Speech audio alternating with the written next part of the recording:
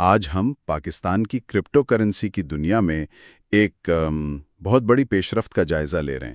یہ صرف ایک پالیسی کا اعلان نہیں ہے، بلکہ ایک ایسی تبدیلی ہے جس کے اثرات شاید بہت گہرے ہو سکتے ہیں۔ ہمارے پاس وزیر اعظم کے معاون خصوصی بلال بن ثاقب کی ایک پریس کانفرنس کے اہم نکات ہیں۔ تو آئیے اس کا گہرائی سے تجزیہ کرتے ہیں کہ اس کا اصل مطلب کیا ہے۔ بالکل، اور گفتگو شروع کرنے سے پہلے ایک بات واضح کرنا بہت ضروری ہے، جو پریس کانفرنس میں بھی بار بار دہرائی گئی۔ حکومت کرپٹو کو فروغ نہیں دے رہی، بلکہ اسے منظم یا ریگولیٹ کر رہی ہے۔ یہ فرق بہت اہم ہے نا؟ بہت اہم۔ یہ قدم اس لیے نہیں اٹھایا گیا کہ حکومت چاہتی ہے کہ مزید لوگ کرپٹو میں آئیں، نہیں، بلکہ اس لیے کہ کروڑوں لوگ پہلے ہی اس میں شامل ہیں۔ پاکستان آپ دیکھیں دنیا کے ان 3 بڑے ممالک میں شامل ہے جہاں عوام نے کرپٹو کو سب سے زیادہ اپنایا ہے، اور اتنی بڑی مارکیٹ کو اب بغیر کسی ضابطے کے چھوڑنا ممکن نہیں رہا تھا۔ اچھا، یہ ایک بہت اہم نکتہ ہے کہ یہ فروغ نہیں بلکہ تنظیم ہے۔ تو آئیے اس کو تھوڑا کھولتے ہیں۔ جب ہم کہتے ہیں کہ حکومت اسے منظم کر رہی ہے تو اس کا عملی مطلب کیا ہے؟ بات شروع ہوتی ہے بائنانس اور HTX جیسی بڑی عالمی ایکسچینجز کو NOC یعنی نو آبجیکشن سرٹیفکیٹ جاری کرنے سے۔ یہ NOC کیا ہے؟ کیا یہ انہیں پاکستان میں کام کرنے کا لائسنس مل گیا ہے؟ نہیں، اور یہی اس فریم ورک کی آپ کہہ لیں سب سے پہلی اور اہم طے ہے۔ یہ NOC کوئی کھلی چھوٹ نہیں ہے، لائسنس تو بالکل نہیں۔ اسے آپ ایک طرح کی آزمائشی یا مشروط اجازت سمجھ سکتے ہیں۔ پریس کانفرنس میں اسے خطرات سے محفوظ، مرحلہ وار اور زیر نگرانی داخلے کا فریم ورک کہا گیا۔ مرحلہ وار اور زیر نگرانی؟ جی، یعنی یہ ایک عمارت کی بنیاد رکھنے جیسا ہے، پوری عمارت کھڑی کرنے جیسا نہیں۔ اس فریم ورک کے 3 بنیادی ستون ہیں جن پر یہ پوری حکمت عملی کھڑی کی گئی ہے۔ ٹھیک ہے، تو یہ 3 ستون کون سے ہیں اور یہ کیسے یقینی بنائیں گے کہ یہ عمل محفوظ رہے؟ پہلا اور سب سے اہم ستون ہے اینٹی منی لانڈرنگ اور دہشت گردی کی مالی معاونت کا مقابلہ، یعنی AML-CFT۔ اس کے تحت ان تمام پلیٹ فارمز کے لیے لازم ہوگا کہ وہ پاکستان کے فائنینشیل مانیٹرنگ یونٹ کے ساتھ رجسٹر ہوں اور گو AML نامی سافٹ ویئر استعمال کریں۔ ایک منٹ، گو AML یہ کیا چیز ہے؟ کیا یہ کوئی نیا سسٹم ہے؟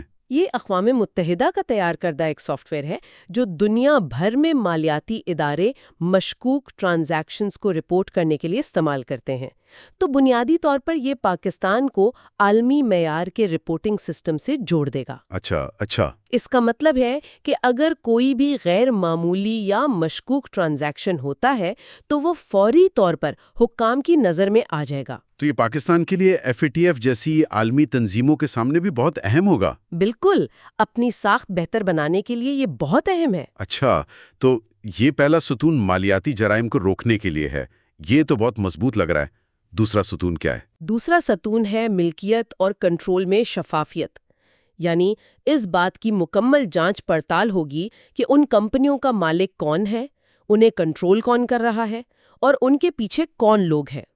اندھیرے میں کوئی کام نہیں ہوگا، جو کہ کرپٹو کی دنیا میں ایک بہت بڑا مسئلہ رہا ہے۔ جی، جہاں اکثر گمنامی کو اہمیت دی جاتی ہے، لیکن اس فریم ورک کے تحت پاکستان میں کام کرنے کے لیے آپ کو اپنا چہرہ دکھانا ہوگا، اپنی ذمہ داری قبول کرنی ہوگی۔ یہاں ایک سوال پیدا ہوتا ہے، یہ کنٹرول شدہ طریقہ سننے میں تو اچھا لگتا ہے، لیکن کیا اس سے جدت کا گلا نہیں گھٹ جائے گا؟ مطلب کرپٹو کی دنیا تو تیز رفتار اور کھلی ہونے کے لیے جانی جاتی ہے۔ اتنی زیادہ ریگولیشن سے کہیں بڑی کمپنیاں پاکستان آنے سے کترائیں تو نہیں؟ یہ ایک بہت جائز خدشہ ہے اور یہی اس پالیسی کا سب سے بڑا امتحان ہوگا۔ لیکن حکومت کا موقف یہ ہے کہ جو سنجیدہ اور طویل مدتی کھلاڑی ہیں وہ ہمیشہ واضح قوانین والے میدان میں کھیلنا پسند کرتے ہیں۔ وہ غیر یقینی کی صورتحال سے بچنا چاہتے ہیں۔ بالکل، وہ قیاس آرائی سے بچنا چاہتے ہیں۔ یہ فریم ورک دراصل انہی سنجیدہ اداروں کو راغب کرنے کے لیے بنایا گیا ہے، اور اسی سے ہم تیسرے ستون پر آتے ہیں جو ہے لائسنسنگ کا ایک واضح راستہ۔ اچھا، جو ادارے ان تمام شرائط پر پورے اتریں گے، نگرانی کے عمل سے گزریں گے اور پاکستانی قوانین کی پابندی کریں گے، صرف انہیں ہی مستقبل میں مکمل لائسنسنگ کے اگلے مرحلے میں شامل کیا جائے گا۔ یہ ایک واضح اور قابل پیمائش والا راستہ ہے۔ تو یہ ایک بہت ہی محتاط اور کنٹرول شدہ طریقہ ہے۔ کیا پاکستان یہ ماڈل خود ایجاد کر رہا ہے یا ہم کسی اور ملک کی پیروی کر رہے ہیں؟ نہیں، اور یہی اس کی خاص بات ہے۔ یہ دنیا کے معروف مالیاتی مراکز کی بہترین حکمت عملیوں کو ملا کر بنایا گیا ایک ہائبرڈ ماڈل ہے۔ لیکن دلچسپ بات یہ ہے کہ ہم نے صرف دبئی یا سنگاپور کی نقل نہیں کی۔ اچھا، ہم نے دبئی کے مرحلہ وار لائسنسنگ ماڈل کو، جہاں ویرا نامی ادارہ کام کرتا ہے، ٹھیک ہے، تو یہ ایک ہائبرڈ اپروچ ہے۔ جی، یہ ایک ہائبرڈ اپروچ ہے جو شاید اس لیے ضروری تھی کیونکہ پاکستان کو FATF کی کڑی نگرانی کا سامنا رہا ہے۔ تو یہ صرف جدت نہیں بلکہ عالمی مالیاتی دباؤ کا جواب بھی ہے۔ ہاں، تو یہ ایک حسب ضرورت حل ہے، کوئی ریڈی میڈ فارمولا نہیں۔ یہ سمجھنا واقعی اہم ہے کہ یہ صرف ٹیکنالوجی کی پالیسی نہیں بلکہ اس میں خارجہ پالیسی اور معاشی بقا کے عناصر بھی شامل ہیں۔ بالکل، یہ پاکستان فرسٹ اپروچ ہے، یعنی ایک ایسا نظام بنانا جو پاکستان کے مخصوص حالات اور چیلنجز سے مطابقت رکھتا ہو۔ یہ تینوں ستون قانونی طور پر تو بہت مضبوط لگ رہے ہیں، منی لانڈرنگ، شفافیت اور لائسنسنگ، لیکن اس سب کی ضرورت اچانک اب کیوں پڑی؟ یہاں سے بات واقعی دلچسپ ہو جاتی ہے کیونکہ اس کے پیچھے کے اعداد و شمار حیران کن ہیں۔ بالکل، پریس کانفرنس میں بتایا گیا کہ ایک اندازے کے مطابق پاکستان میں 30 سے 40 ملین 30 سے 40 ملین؟ جی 3 سے 4 کروڑ کرپٹو صارفین ہیں۔ یہ وہ لوگ ہیں جو بغیر کسی سرکاری فریم ورک، بغیر کسی کلاس روم یا تعلیم کے خود سیکھ کر اس عالمی انڈسٹری کا حصہ بنے ہیں۔ ایک منٹ، 40 ملین؟ یہ تو کینیڈا کی پوری آبادی سے زیادہ ہے۔ یہ تعداد تو ناقابل یقین ہے۔ اس کا مطلب ہے کہ یہ اب کوئی چھوٹی موٹی چیز نہیں رہی جسے نظر انداز کیا جا سکے۔ یہی اصل نقطہ ہے، یہ ایک زمینی حقیقت بن چکی ہے۔ اس سے یہ بھی ظاہر ہوتا ہے کہ عوام اور ریاست کے نظام کے درمیان ایک بہت بڑا خلا ہے۔ عوام عالمی جدت کو اپنا رہے ہیں جبکہ ریاستی ادارے اس سے پیچھے تھے۔ پریس کانفرنس میں یہی کہا گیا کہ اگر آپ انوویشن کو نظر انداز کرنے کی کوشش کریں گے تو آپ اسے ختم نہیں کر سکتے، آپ صرف اسے زیر زمین دھکیل دیتے ہیں، جہاں یہ مزید خطرناک ہو جاتی ہے۔ جی بالکل۔ تو دلیل یہ ہے کہ آنکھیں بند کر لینا زیادہ خطرناک ہے۔ لیکن کیا یہ صرف تعداد کی بات ہے یا اس کے پیچھے فورن ایکسچینج کا بحران، نوجوانوں میں بہتر معاشی مواقع کی تلاش یا بیرون ملک سے رقوم بھیجنے کے آسان طریقوں کی ضرورت جیسے عوامل بھی کار فرمائیں؟ آپ نے بالکل صحیح نس پکڑی ہے۔ یہ صرف تعداد کا کھیل نہیں ہے، اس کے پیچھے گہری سماجی اور معاشی وجوہات ہیں۔ جب ملک میں روایتی معاشی مواقع محدود ہوں اور نوجوان دنیا کو انٹرنیٹ پر اپنی انگلیوں پر دیکھیں تو وہ متبادل راستے تلاش کرتے ہیں۔ اور کرپٹو ان کے لیے ایک ایسا ہی راستہ تھا۔ جی، اس میں ایک اچھی بات یہ بھی ہے کہ اس سے ہماری نوجوان نسل کی صلاحیت کا پتہ چلتا ہے کہ وہ عالمی معیار کی ہے۔ لیکن سوال یہ اٹھتا ہے کہ کیا ہمارے نظام اور ہماری ریگولیشنز بھی عالمی معیار کی ہیں؟ یہ قدم اسی خلا کو پر کرنے کی ایک کوشش ہے۔ تو اگر پاکستان اس بہت بڑی مقامی مارکیٹ کو منظم کر رہا ہے تو عالمی سطح پر اس کا کیا مطلب ہے؟ یہ فیصلہ کسی خلا میں تو نہیں ہو رہا ہوگا؟ کیا ہم دنیا کے ساتھ قدم ملا رہے ہیں یا کوئی نیا راستہ بنا رہے ہیں؟ یہ فیصلہ عالمی مالیاتی نظام میں ایک بہت بڑی تبدیلی کے عین مطابق ہے۔ ہم دیکھ رہے ہیں کہ پوری دنیا اس معاملے پر اب سنجیدہ ہو رہی ہے۔ یورپین یونین نے 27 ممالک کے لیے مکا قانون متعارف کرایا ہے، جو کرپٹو کے لیے ایک متحدہ قانون ہے۔ مکا، یہ وہی فریم ورک ہے نا جس نے پہلی بار پورے یورپ میں کرپٹو اثاثوں کے لیے ایک ہی قانون کا نظام بنایا؟ یعنی اگر آپ ایک ملک میں رجسٹرڈ ہیں تو آپ پورے براعظم میں کام کر سکتے ہیں۔ تو کیا پاکستان بھی کچھ ایسا ہی علاقائی مرکز بننے کا سوچ رہا ہے؟ بالکل، ویژن یہی ہے کہ پاکستان اس خطے میں ایک لیڈر کے طور پر ابھرے، اور یہ صرف حکومتیں نہیں ہیں، بڑے مالیاتی ادارے بھی اب اس میدان میں اتر رہے ہیں۔ آج عالمی بینک اور IMF ٹوکنائزیشن کی بات کر رہے ہیں۔ $100 ٹریلین کی عالمی بانڈ مارکیٹ اب ڈیجیٹل ریلز یعنی بلاک چین کی طرف بڑھ رہی ہے۔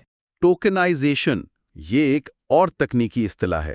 کیا آپ اسے آسان الفاظ میں سمجھا سکتی ہیں؟ کیا یہ ایسا ہے کہ آپ کسی حقیقی اثاثے جیسے جائیداد کا ایک ٹکڑا کو ڈیجیٹل حصوں میں تبدیل کر دیں جن کی خرید و فروخت آسانی سے ہو سکے؟ آپ نے بالکل ٹھیک سمجھا، یہی اس کا مطلب ہے۔